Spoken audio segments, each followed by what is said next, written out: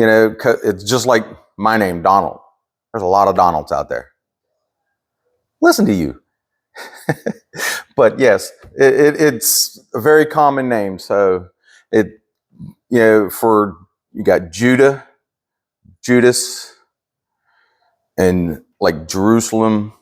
So it's all in there. It's formed out of that. So when people would have that first name, they would give them a last name, so they'd know who they was talking about, or they'd go by their father too. So, I got like many Judases, meaning one has to be clearful of what Judas you are describing in the scriptures and talking about. You have, like we're talking here today, Judas of Iscariot. Trust me, I'll mess that one up. I always have. So, so when you talk about Judas, you got to make sure which one you're talking about. So we're going to be talking about Judas Iscariot is the most informant ones that we know of.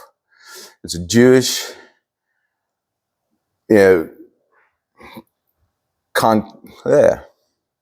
often given additional names to describe the person, as in Judas Iscariot.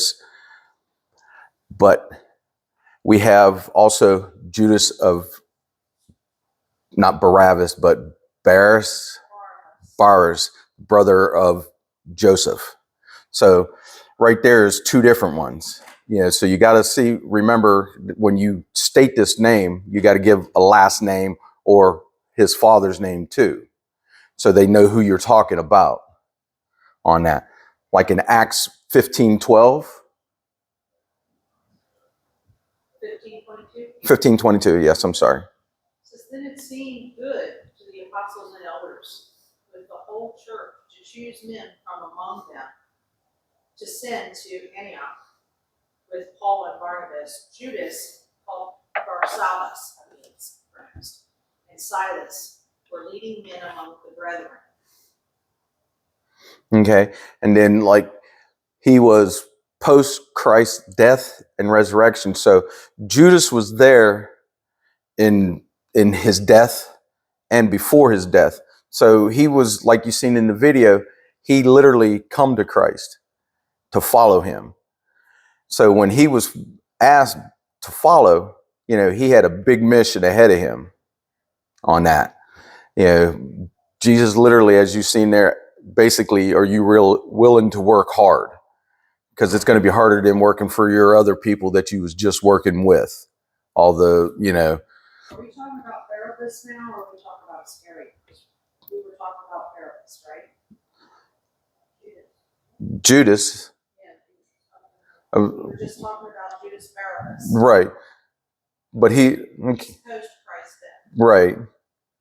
So he was there before, I guess, Judas Iscariot. So he was there to be a witness to everything on that. So, he traveled with Paul and Saul to deliver letters to the churches. So he was one, I guess it's still not Iscariot, but the first one we was talking about, Barabbas, was there helping them pass out the letters to the 12 churches, letting them know, hey, you mess up, you're done for that.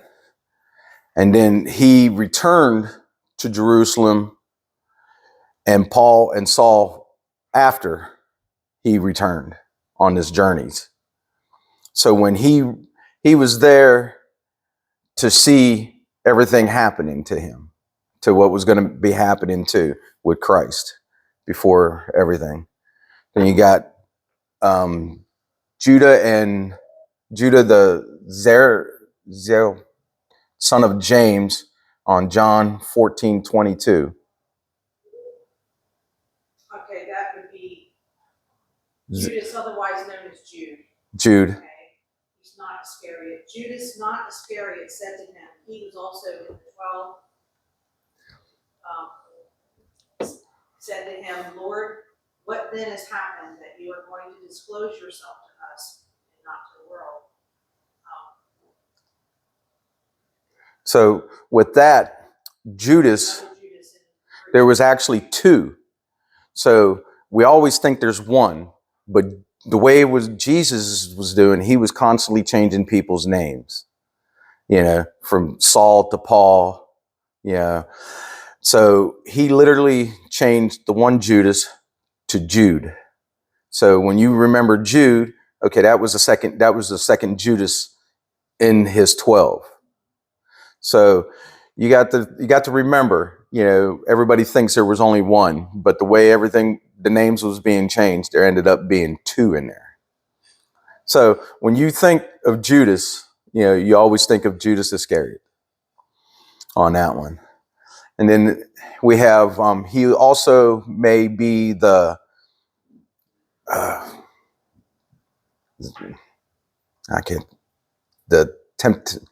in Matthew 10, 2 through 4, and Mark 3, 16 and 18. These are descriptions of the apostles. Yeah, Judas is tired.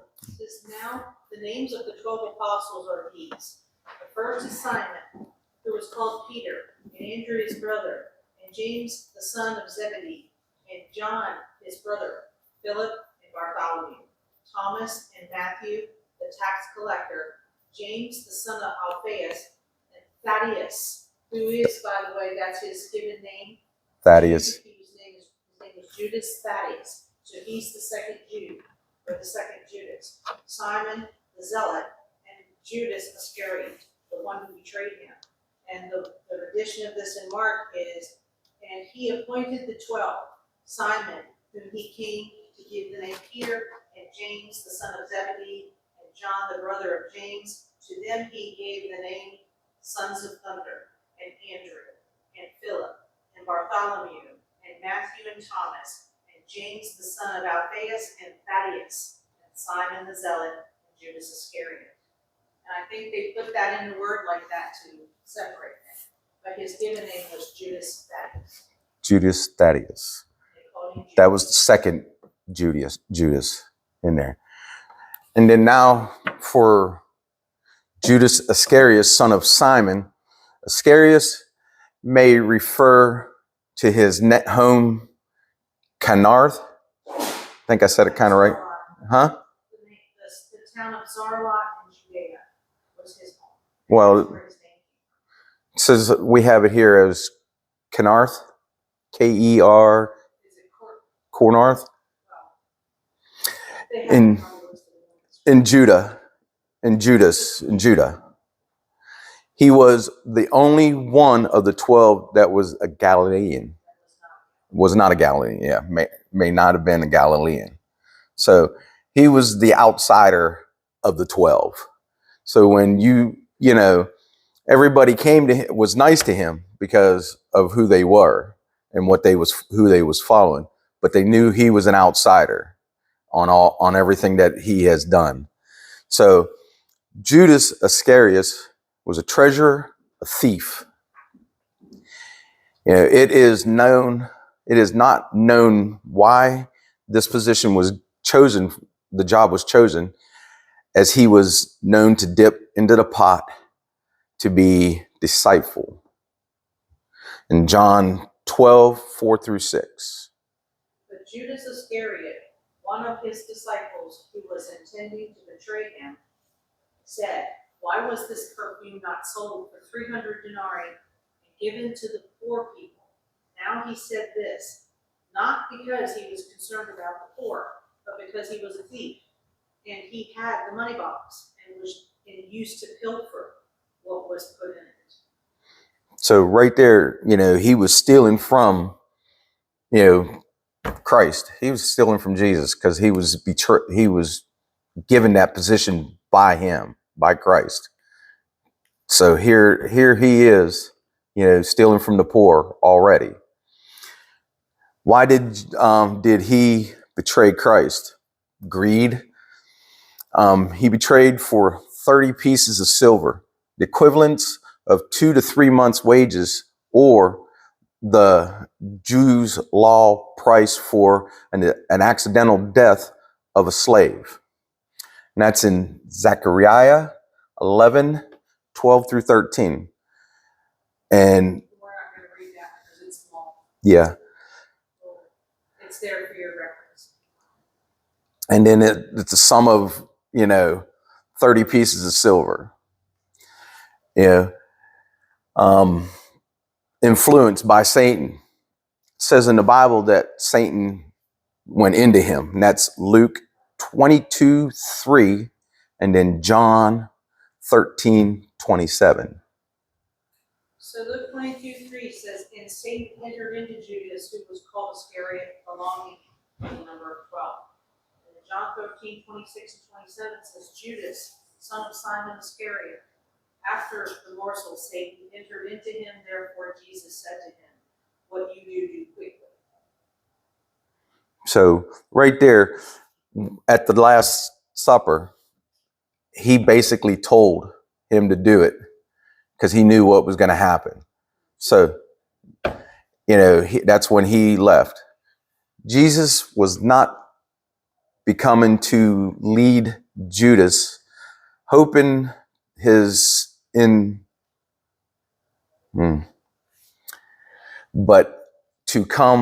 but this cannot be verified. So we don't actually know what Judas was expecting from Christ, other than, to be led, into kingdom. He thought he was going to probably become a king or, be more like Jesus. So we don't actually know. There's not a lot on Judas. I think the key word in that video is he says, I'm not a soldier. Right. He expected Christ to be a military leader. Right. And we know he was here for a whole nother reason, not just to lead men into battle, but to lead you into his Father's arms. So we know that. So we got whatever the reason Judah told them where and when to find Jesus, then went to the Last Supper. So before even sitting down with our Father, he literally went to the priest and all them and said, here, this is where he's going to be. This is the time. So this is when you can get him. This is why I earned this 30 pieces of silver. So come get him. So then he goes to eat with the 12, which is something, in that. So, did Christ know about that? Did Jesus know? Yeah. He knew everything. His father, unless his father was holding it blind from him. But he basically said, do what you got to do and do it quick. So he knew he was going to do it. So then we got to the Last Supper, Matthew 26:25.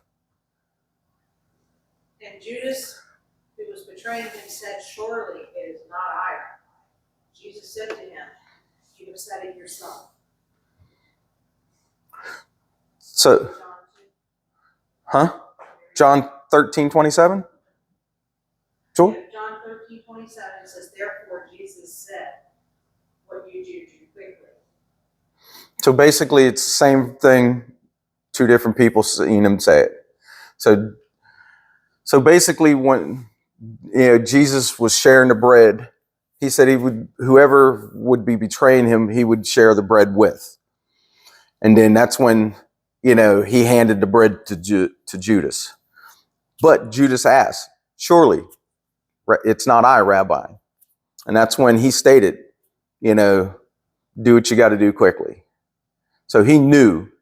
And then that's whenever the rest of the 12 realized, oh, it was Judas that was going to betray him. And why? As I said, not too many people know. There's, in the leadership thing, because he thought he would become, a king or a high guard. an officer in a military thing. So who knows? The Bible does not state what it was. I feel like he would probably have known from the start, from meeting him. Right. And in the same way, God himself picked somebody that would betray him. That's true. That's true. So, and then it's got Judas arrived with an armed guard. So when Judas arrived to the where Jesus was at the Garden of Gethsemane, he had an army behind him, pitchforks, weapons, and all that. And Jesus is like, why are you coming here armed for anybody? So, but it goes also, as it arrived, Judas identified Jesus with a kiss. And that's Mark 14:45 and Matthew 26:48. Mark 14:45 says, after coming, Judas immediately went to him, saying, Rabbi, and kissed him. And Matthew 26:48 says, now he who was betraying him gave him a sign, saying, whomever I kiss, he is the one who sees him. So right there, Judas betrayed a man with a kiss. His own teacher, the one that's been teaching him from the time he got with him. So, he knew he was going to be betrayed, but why? 30 pieces of silver. That's all we got. That's why he was betrayed. And Judas was being a thief, a greedy man. He wanted all he can get. If he had to beg, borrow, steal, which he just stole 30 pieces of silver, saying that here it is. So this is, what we got, that why Judas basically, turned on Jesus was for 30 pieces. I've looked up, but it's not in the Bible. So, there's other people's thinkings and all that. So, but what's not in this Bible, we don't teach. So I'm not even going to announce what I found too on that. And then with some suffering with Peter, Jesus was arrested, and we know the arrest, and we know the rest, what happened after all that. What happened to Judas? Second, so as in on Matthew 27:3 and through 8. So when Judas, who had betrayed him, saw that he had been condemned, he felt remorse and returned 30 pieces of silver to the chief priests and elders, saying, I have sinned by betraying innocent blood. But they said, what is that to us? See to that yourself. And he threw the pieces of silver into the temple sanctuary and departed. And he went away and hanged himself. The chief priests took the pieces of silver and said, it is not lawful to put them into the temple treasury, since it is a price of blood. And they conferred together, and with the money bought a potter's field as a burial place for strangers. And for this reason, the field has been called the field of blood to this day. So right there, in Matthew, he tried to return the 30 pieces because he was feeling remorse. He was like, oh my God, what did I do now? Knowing that he gave up, innocent blood and all that. So when, he tried to return the coins, the chief priest and them were like, no, we don't want it. There's nothing you can give us back.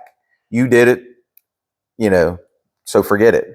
So when he felt remorse to throw the coins back in, he knew that he messed up. So he hung himself. But in Acts 1:18 through 20, Gives a little different account. Yep.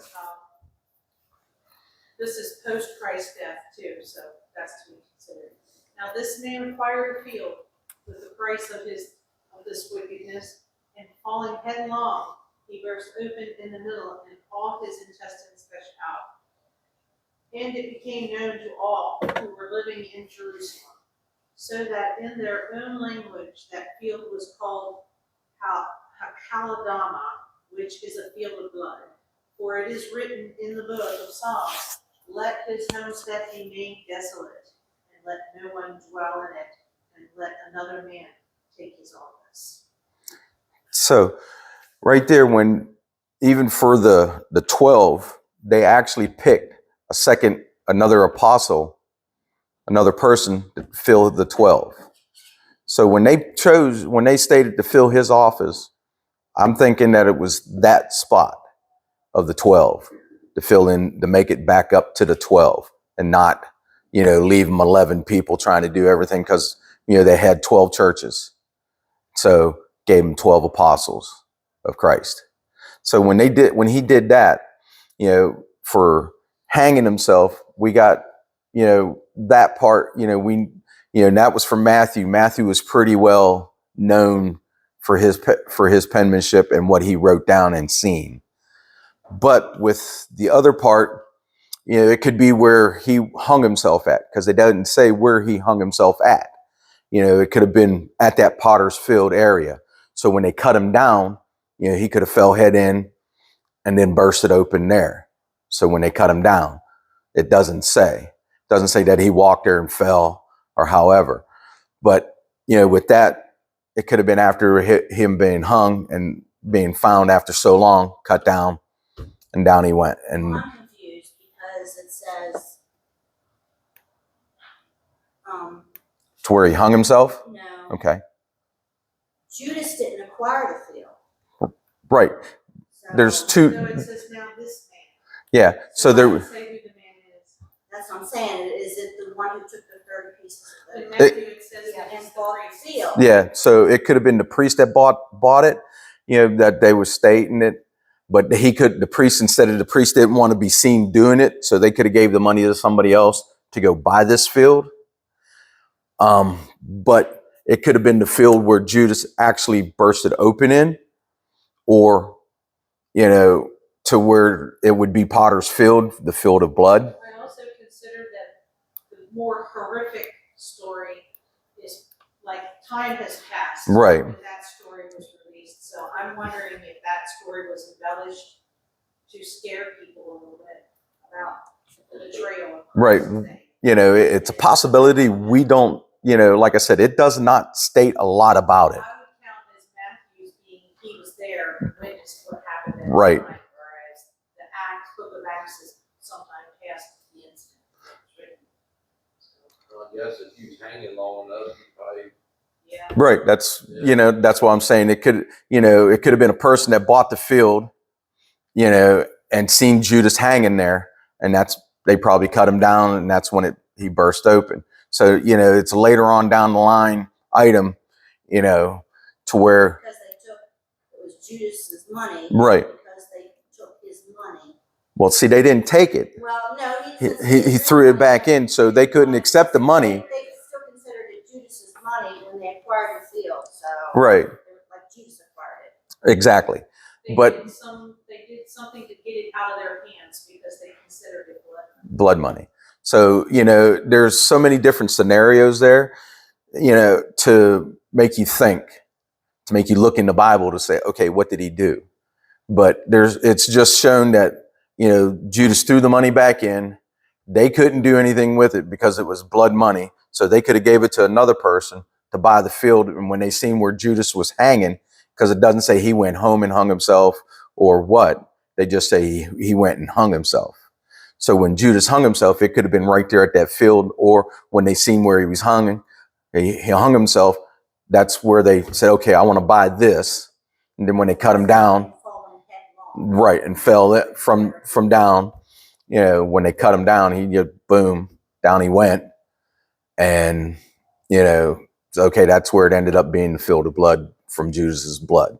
The only ones that know is the Lord and who was there. That's it.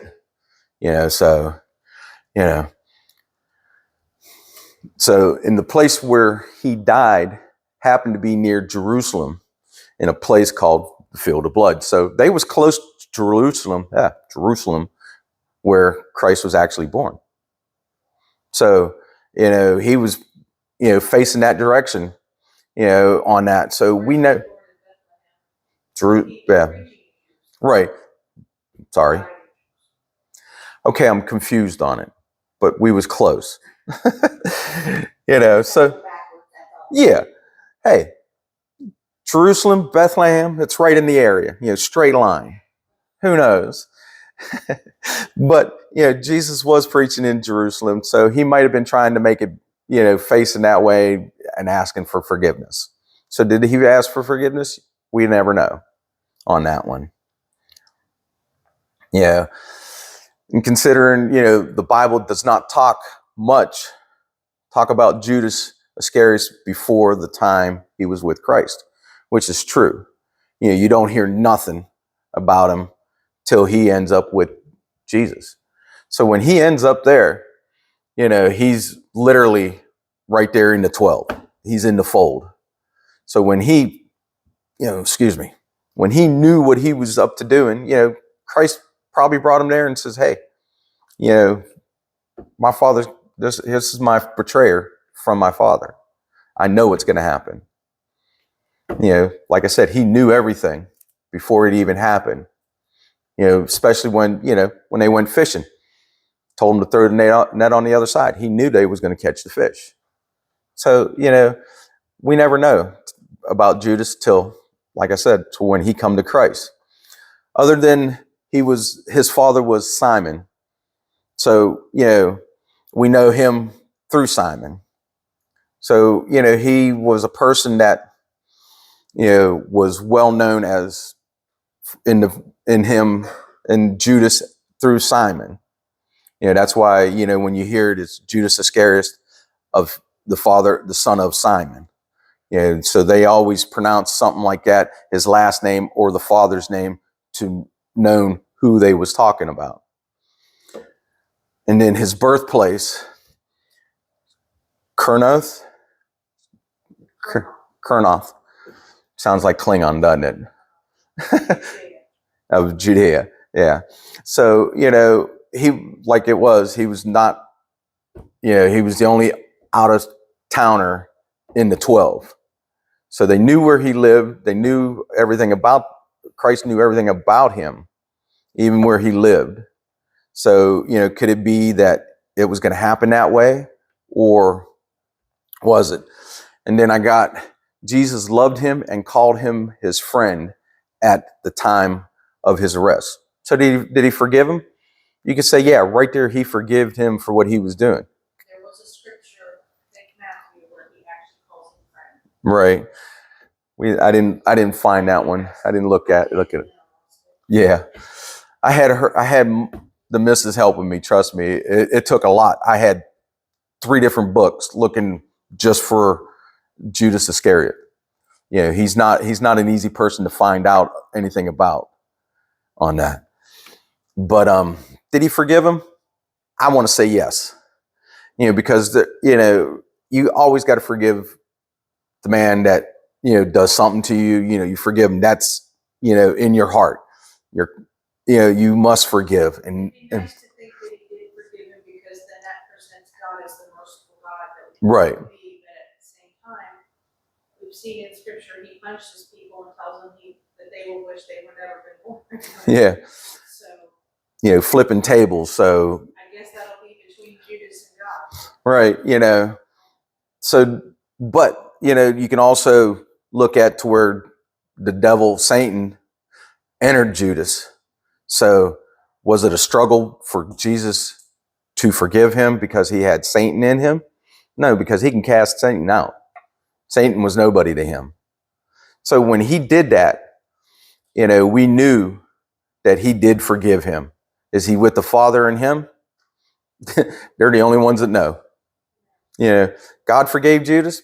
I want to say yeah, but that's between God and Jesus. Did he forgive him? But we also talk, blasphemy of his name. That casts you out right there. Could that have been part of it? Possibly. To where he's not forgiven and he's sitting beside Satan in the lake of fires for that. Could that be who he was talking to? Satan? He was talking to Judas? They did what you gotta do? Yeah, possibility. Possible he was saying it directly to Satan. Right. When he showed up, because you figure right before the Last Supper. He certainly would have recognized Satan in there. Yeah. But before the Last Supper, that's when he told where he was going to be. And then he goes to the Last Supper. So, Satan could be there with him, right there beside him. And that's why he said, do what you got to do and do it quick. Because, we never know. Like I said, there's not a lot on Judas Iscariot on this. Because I'm telling you, it was 2 weeks looking just to get this little bitty sermon. Oh, do you know he betrayed? Yeah. Yeah. Oh my gosh. Betrayed. Betrayed Jesus. Yeah. Right. We know that. So, there's several things we know. He was a thief. He traveled with Christ.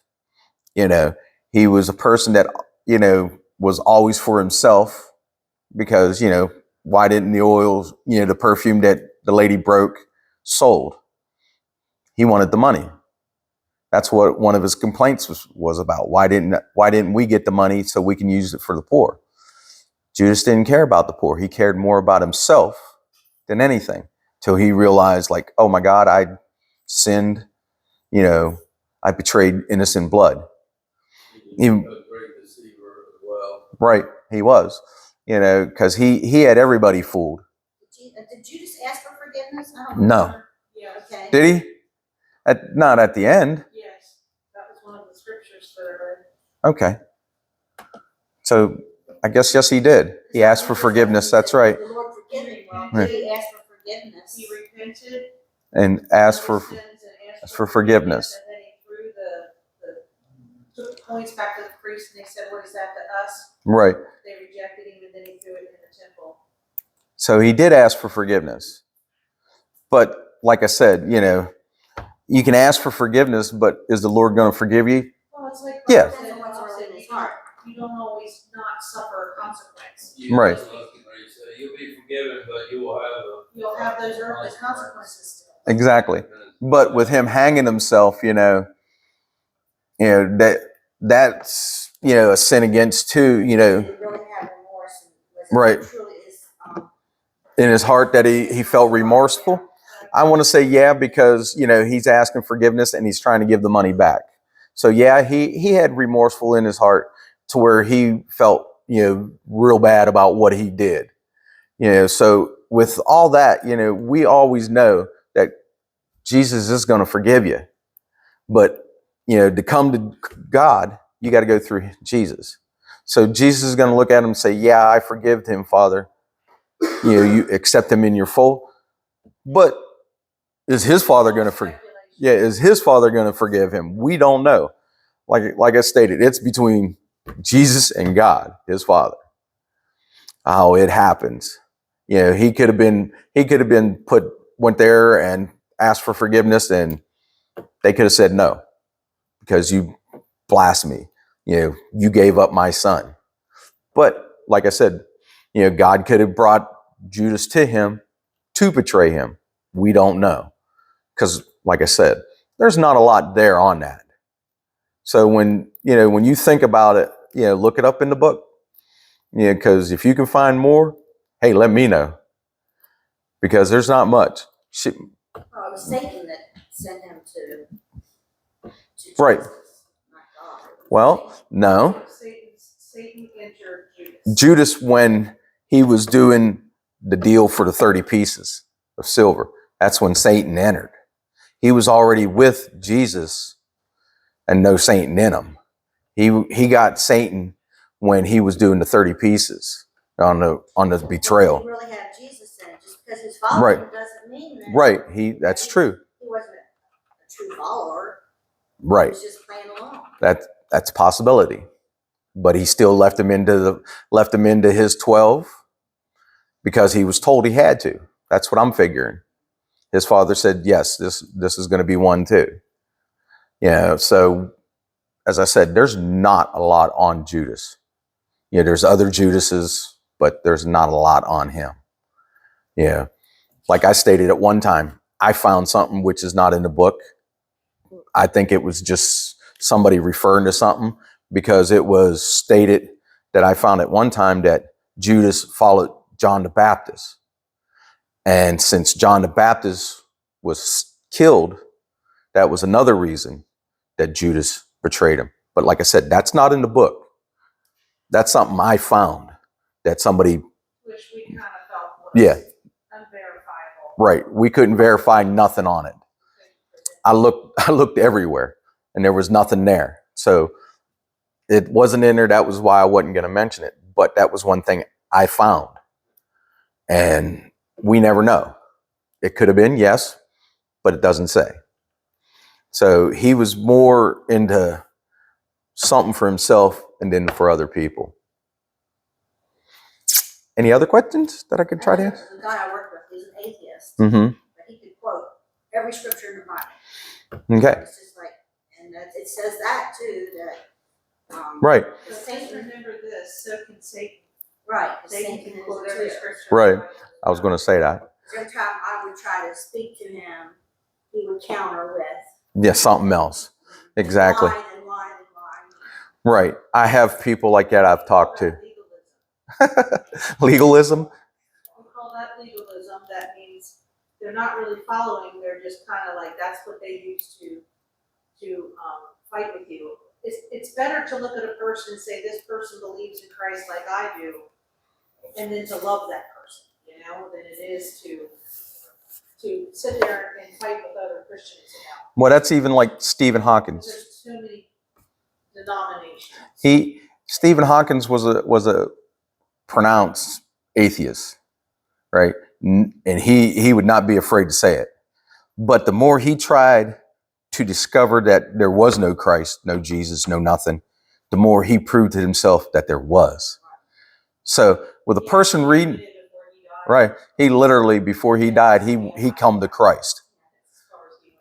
So he did not want to admit to anything that he found his way to Christ. So, you know, the person that's sitting there saying, you know, that knows the Bible, but you can read the same verse that we've had up here over and over again, and it can mean something else every time. Right. Well, even you can read John 3:16, and you can get it three different ways. So it's odd. You can look at one verse and it would mean something different every time. And the thing is, it could mean something different for the way you feel that moment. And like they say, if you read it and it does something to you, it's supposed to be that way. All right. Anything else? All right. Well, we'll all rise. We'll do our closing song. Softly and tenderly.